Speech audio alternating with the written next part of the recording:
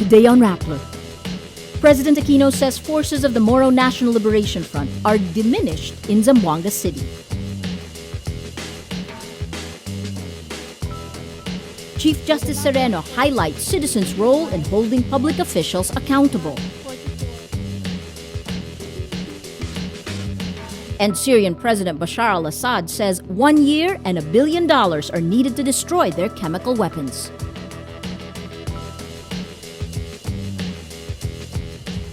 Hello, I'm Maria Ressa. Welcome to Rappler, your social news network. President Benigno Aquino says forces of the Moro National Liberation Front, or the MNLF, is, in his words, diminished in Zamboanga City. In a media briefing on day 11 of the siege, Aquino says the government is ready to respond to those who will attempt to launch similar attacks. He says if they think that they can match the government's force, they're wrong. Those who are planning to launch similar attacks, you better think twice about it. It's not the first time the MNLF attacked Zamboanga City. In 2001, rebels occupied the Kabatangan complex. The military allowed them to escape in exchange for the hostages. There's heavy fighting since day one in Zamboanga, with the military launching airstrikes targeting MNLF commander Javier Malik. Police Deputy Director for Operations General Felipe Rojas Jr. says Malik leads remaining rebels in pocket areas in Santa Catalina and Santa Barbara. MNLF founder Nur Miswari earlier denied he was behind the siege, but Aquino says there's growing evidence he is involved in the attacks. The president also says the government will pursue talks with the other factions of the MNLF. He adds, "We're ready to talk to those who want peace. At the same time, we're ready to move against those who endanger the lives of our people." The military says about 200 rebels are involved in the attack. 108 either surrendered or were captured, and 83 are killed. One soldier dies and at least 8 MNLF rebels are killed in 2 separate incidents in Santa Barbara in renewed clashes between rebels and government troops in Zamboanga City. Chief Superintendent Felipe Rojas Jr. says 15 MNLF members surrender in Barangay Santa Catalina.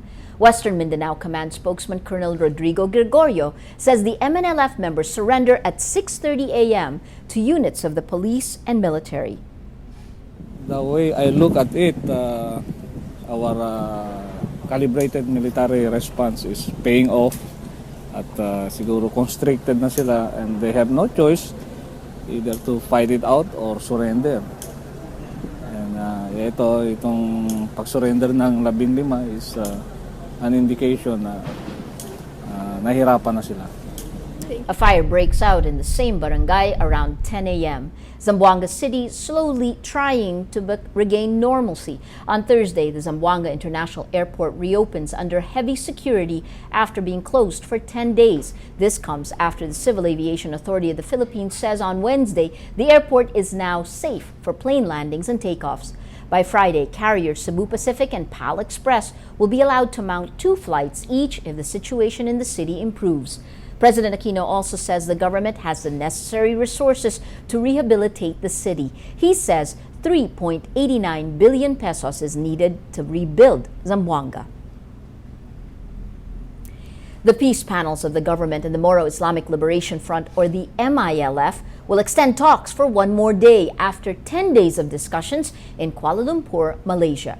But it's unlikely a document would be signed and completed this round. MILF Chief Negotiator Mohaghir Iqbal says the issues are, in his words, too many and very difficult. Government Peace Panel Chair Miriam Coronel Ferrer says their aim for Friday is to come up with a completed text for the annexes. She says they would most likely come back for another round. The panels want to finish the annexes on normalization and how power will be shared between the Bangsamoro government and the central government.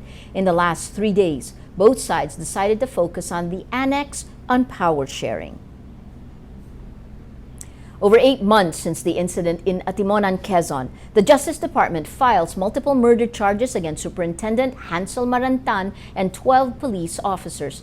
Citing insufficient evidence, the department also clears former Calabar Zone Director Chief Superintendent James Melad and 11 soldiers of criminal liability. On January 6, 13 suspected members of a robbery gang were killed in what police at the time said was a shootout with members of the police and military. The National Bureau of Investigation, or NBI, later concluded the police and soldiers involved in the operation planned to kill the suspects. Marantan was in charge of the checkpoint in Atimonan. In a report submitted to Malacanang on February 7th, the NBI says Marantan's involvement in the illegal numbers game Weteng allegedly pushed him to hatch a plan that led to the killings. The NBI says the Atimonan encounter was a well-calculated plan against Vic Siman, the alleged leader of the gang. At that time, the NBI recommended murder charges against Marantan, 20 policemen, and 14 soldiers. Senate Minority Leader Juan Ponce Enrile challenges the Justice Department to directly link him to the multi-billion peso pork barrel scam. Through his lawyer, Enrique de la Cruz, the former Senate President denies conniving with alleged mastermind Janet Napoles to endorse her fake non-governmental organizations in exchange for more than 172 million pesos in kickbacks. In past interviews, de la Cruz says Enrile never authorized his staff to sign endorsement letters naming NGOs as the recipient of his pork barrel. Whistleblowers say Enrile's former Chief of Staff, G.J. Reyes, and his Deputy Chief of Staff for Political Affairs, Jose Antonio Evangelista, signed documents on Enrile's behalf.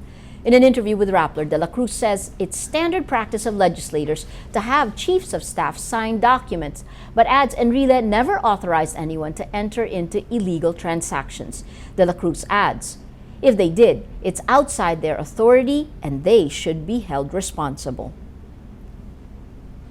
Philippine Supreme Court Chief Justice Maria Lourdes Sereno says citizens can exercise their right to information to request for audits of public funds and file complaints against officials.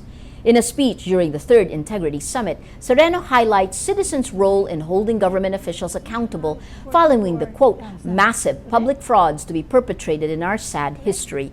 She adds, quote, the ability of citizens to jumpstart investigations by the Ombudsman, Commission on Audit, and even the Department of Justice is bolstered by their right to access information that may serve as basis for the prosecution of erring officials. Sereno says the Constitution does not make citizens, quote, mere bystanders in holding officials accountable for their actions and the use of public funds. She adds, the Constitution empowers the people to take an active role in checking government by allowing citizens to access information of public concern. The Chief Justice says citizens can also request COA to conduct special audits without disclosing their identity. Sereno's remarks come a day after the Senate Committee on Public Information and Media and Mass Media passes the Freedom of Information, or FOI, bill. FOI supporters say a law setting up systems and processes to access information is necessary. The Court of Appeals bars the governments, lawyers, and witnesses of the cities of Taguig and Makati from making public statements on the two cities' land dispute over 729.15 hectares of land. The disputed area covers the posh Fort Bonifacio district and several barangays.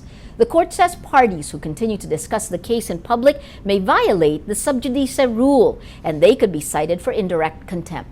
The sub judice rule bars parties from disclosures connected to ongoing judicial proceedings to avoid prejudging the issue, influencing the court, or obstructing the administration of justice. On September 1, Taguig filed a motion for reconsideration after the court ruled the disputed property belongs to Makati. Storm signals are up over more areas in Luzon as Typhoon Odet, international name Usagi, intensifies. The typhoon is spotted 570 kilometers east of Tuguegarao City. Storm signal number 2 is up over Apayao, Cagayan, and Batanes.